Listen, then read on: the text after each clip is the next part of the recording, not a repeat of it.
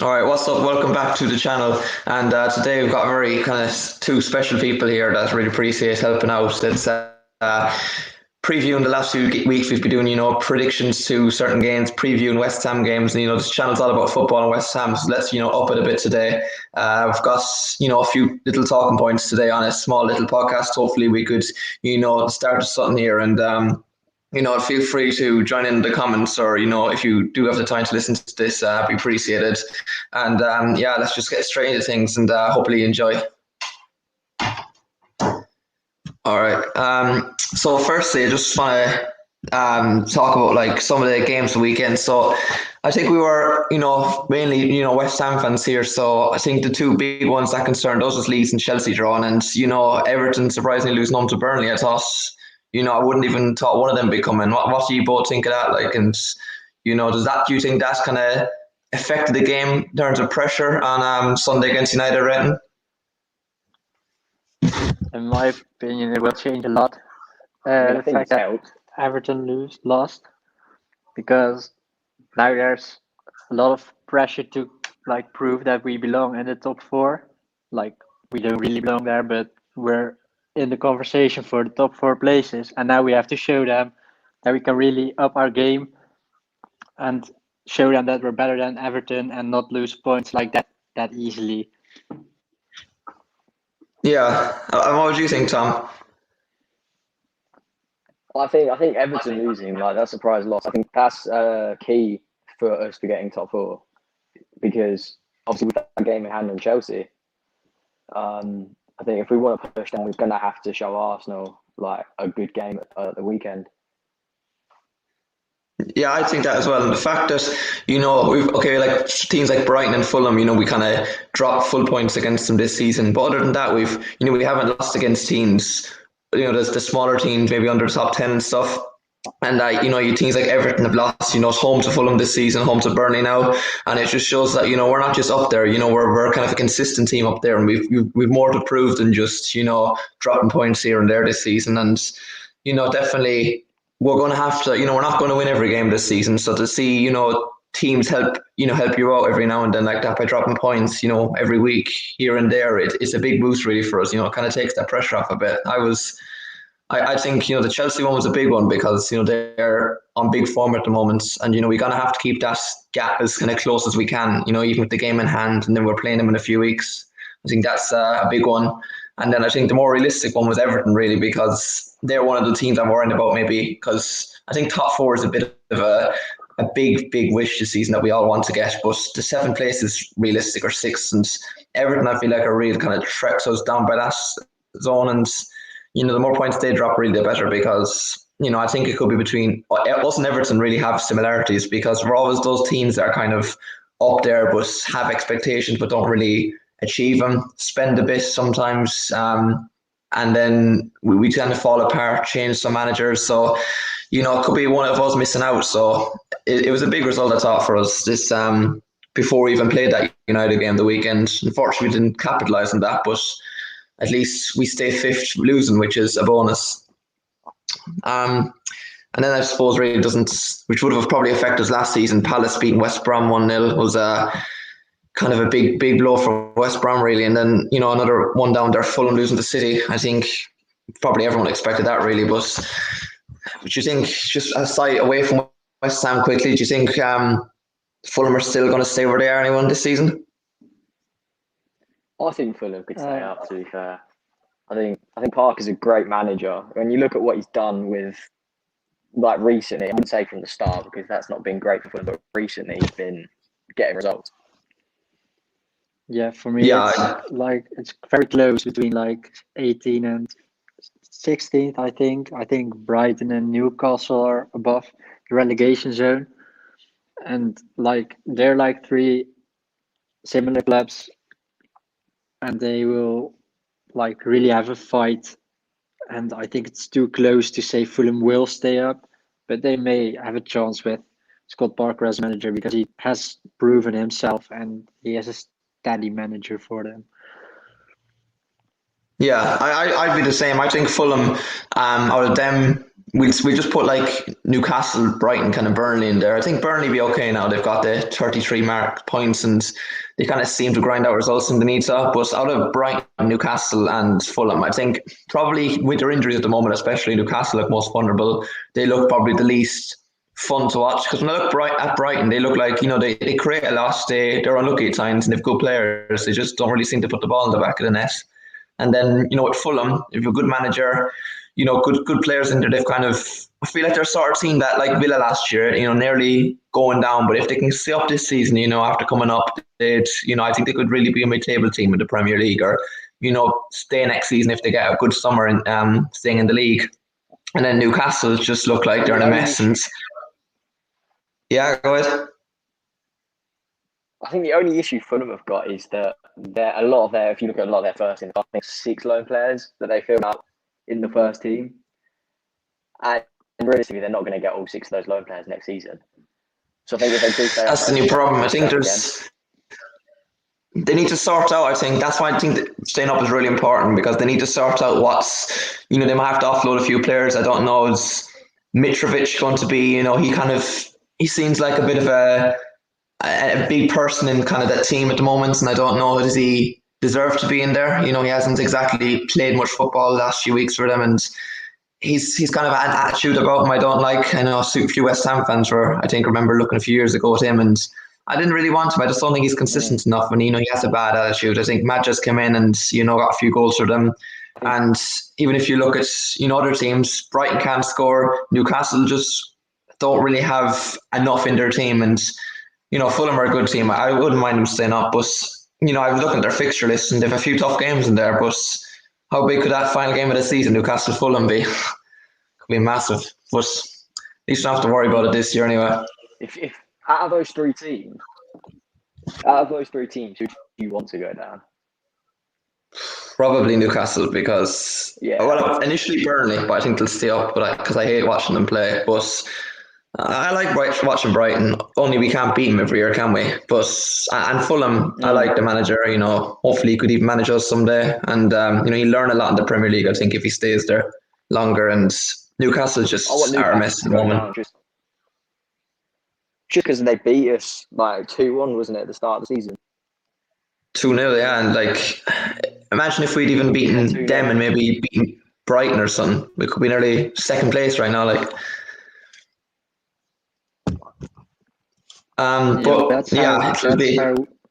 That's how West Ham have grown into the season. Like at the start of the season, we were dropping a lot of points, and it was looking like it was going to be the same as last season, and which it was terrible.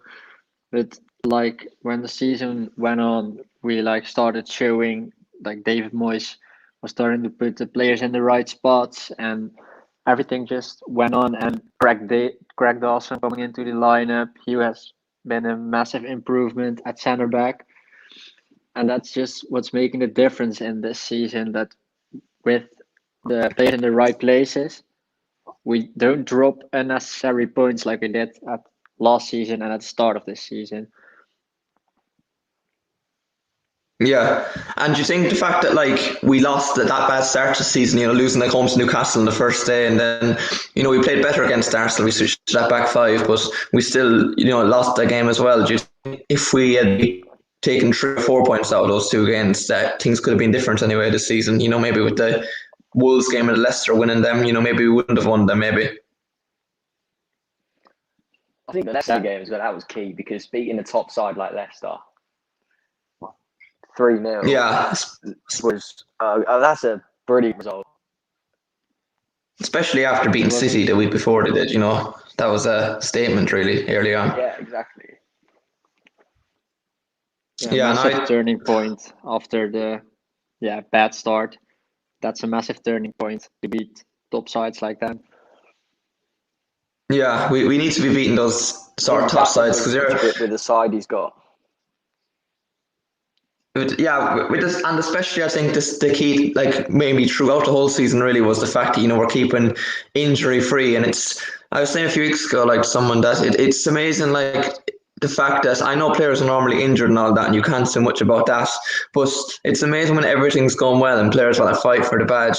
All right, some might be injured all the time, but you don't hear about those consistent injuries or people out for that long. If you like look at Souček and Kufal maybe down the ground last few weeks, and they've got back up, and Souček's playing with not broken, it's like a bloody face and all that, and he's kind of came back up and wants to play. There's more enthusiasm in the team, and there's no injuries for a few months from faking it for longer just so they can play. I think it's real fighting spirit we've seen this season, which has been brilliant. That's the fighting spirit that, especially the two you mentioned, Souček and Kufal, the fighting spirit they bring, and that we finally have like these people who fight for the badge and really want to do it for the claret and blue. That's the difference between a Jack Wilshere that we had, who was just like, he was just there. Souček really makes an appearance, even not only with the goals he makes, but like the fighting and his appearance on the field. Like, he's really there, not just walking around earning a big salary and that's it. He's more than that, and that's what makes Souček's a really big presence as well. Yes, exactly. Yeah, I think the thing as well is when you look at the team, and again I'll point out the two Czech lads because they've absolutely changed. Everyone else has chipped in, of course, as well, but they've changed that mentality, I feel, massively. They've really made it a steady process at West Ham at the moment in a lot of departments. And when you see them on the pitch, you don't, as a supporter, you don't actually feel like you're going to lose. You feel like they won't let it happen. They do everything they can. And like even against City, when Kufal was on the ground on his knees after the game, it shows they did really try everything, and you don't have to fear any opponent. Yeah, no, I think a big part of the club's mentality at the moment is Souček, because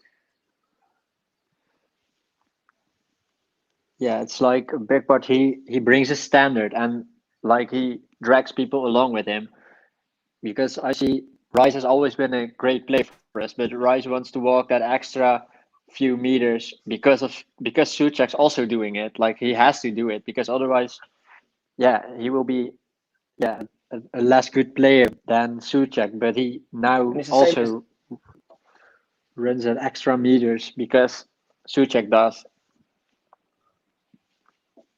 Yeah, I agree with that 100%. Will you say something, Tom, no?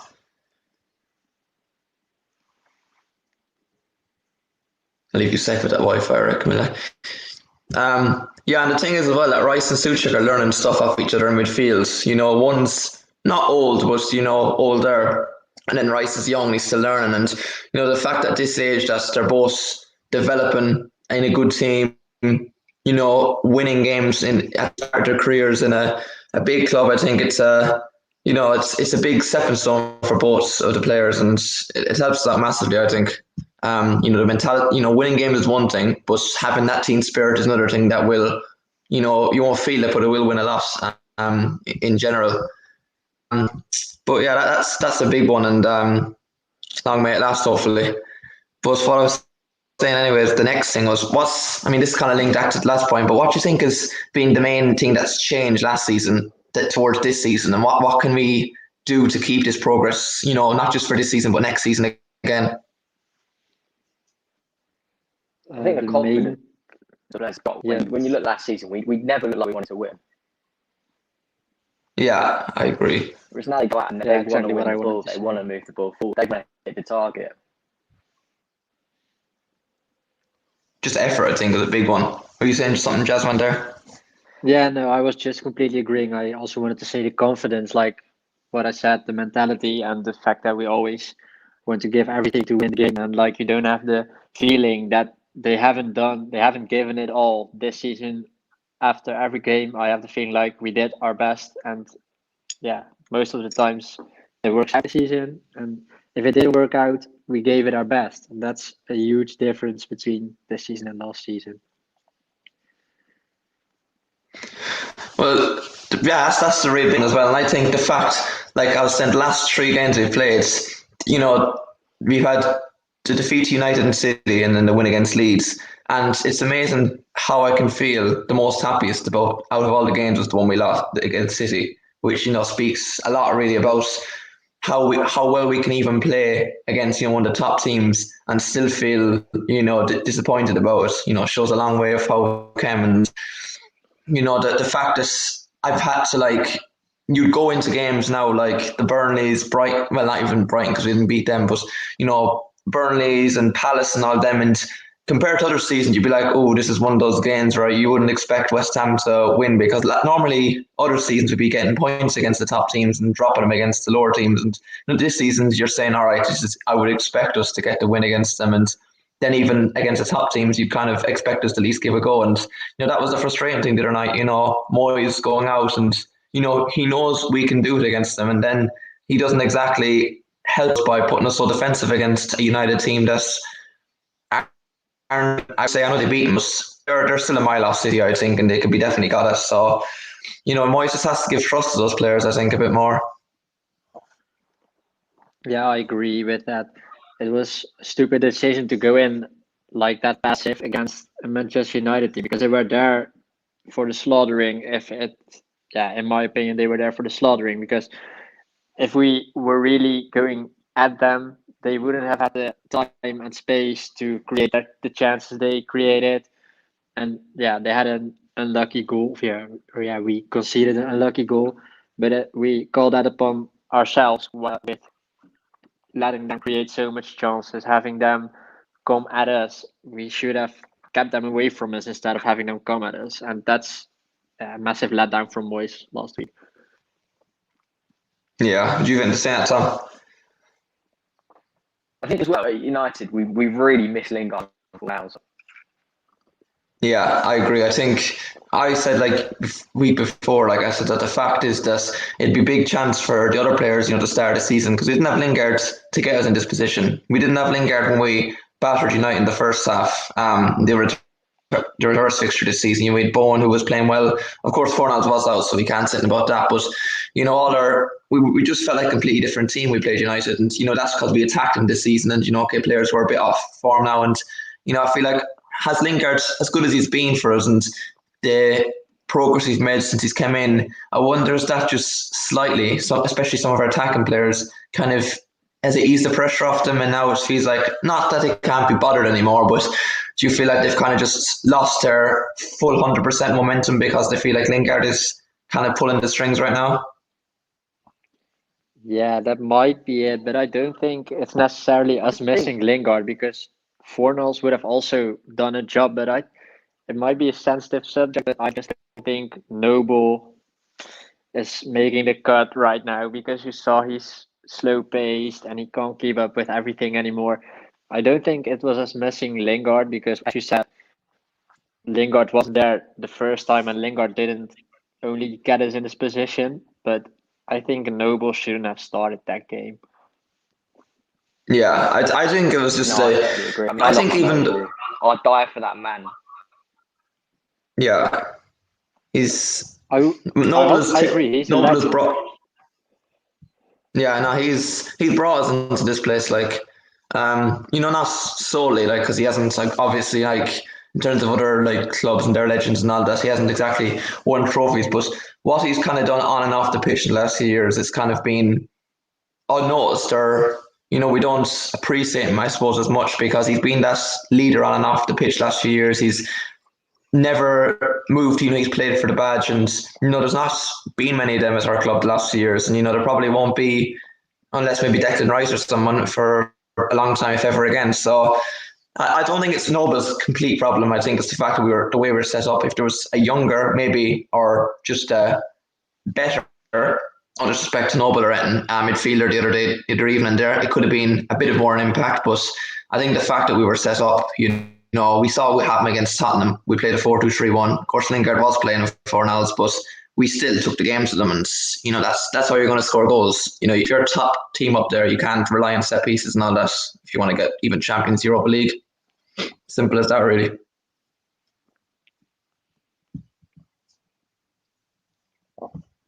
But that was really all in that one there, and just to finish the last bit of this off here would be what now is the best strategy for Arsenal? Let me just change actually the thing at the bottom. The best strategy for the Arsenal game. Lingard will be back. I heard Fornals will be back now as well, which should be a big boost because he goes unnoticed as well. Arsenal are a bit of an unpredictable team. So what do we need to do now to bounce back, would you say? I think Arsenal will have a lot of confidence for this game because they've just come off the. Say again.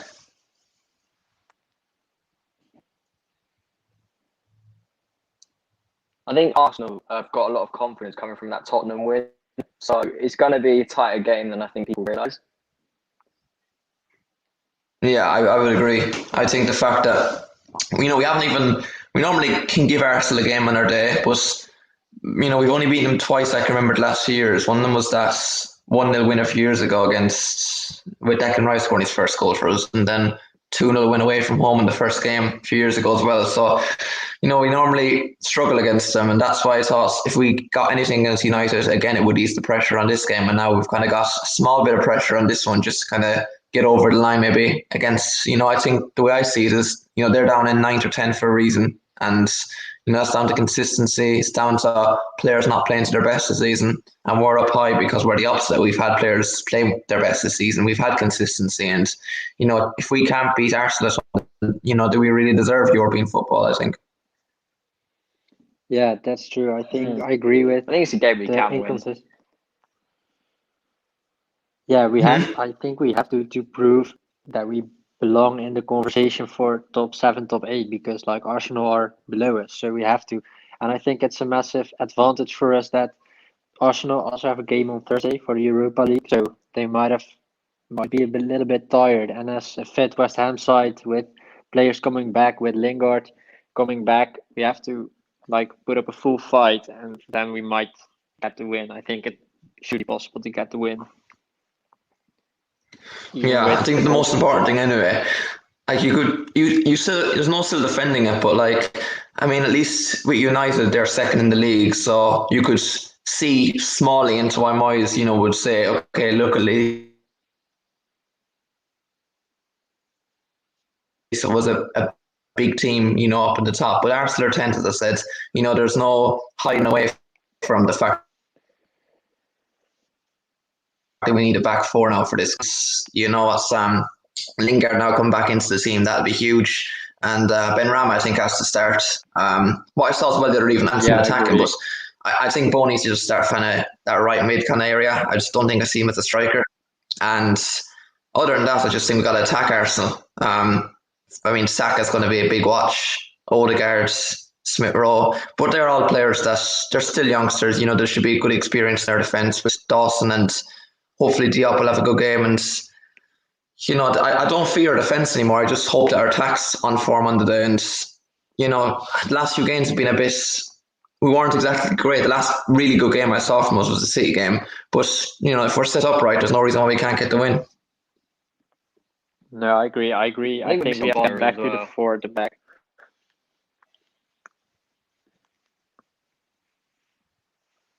With Go the ahead 4 there, at the back. Tom, you're speaking. Oh yeah, yeah. With the 4 at the back, and then I think we play a 4-2-3-1,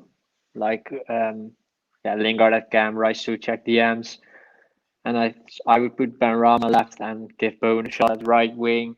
Antonio up top. We should be fine. They've proven in that setup that we can score goals, and in the 3-back or 5-back, whatever you want to call it, we weren't exactly at our best attacking wise. So with the 4-back and with the capable attackers that we have now, and they're all fully fit, we have to show Arsenal we can also attack. Yeah, I think Arsenal will be dangerous. They're still going to counter attack us, and it'll be interesting to see how that Europa League game. They probably will rest players on Thursday night now because they should have the tie 1 against Olympiacos. But if they, let's hope they have an off day, because they can, if they're beating, likes of Tottenham, they can beat anyone on their day. That's the thing. They just need consistency. They've definitely improved under Arteta, and I think the fact that we start Arsenal at the start of the season, people are just relating to that. But they're still a top team at the end of the day, and even a bottom half team I'd be worried about this weekend, because every game's going to be tough. But let's hope we can get the win, because a win here, and you look at the games, then Wolves, Leicester, Chelsea, I'd be targeting even the next few games, 6 points off Arsenal and Wolves, and Newcastle will probably get a win. And then I think to get at least Champions League, along with getting the results against the lower teams, I think we're going to have to at least beat Leicester or Chelsea, I think, as well. Would you agree? Oh, definitely. Yeah, I think for Europa, League, it's about getting the team winning against the teams below us.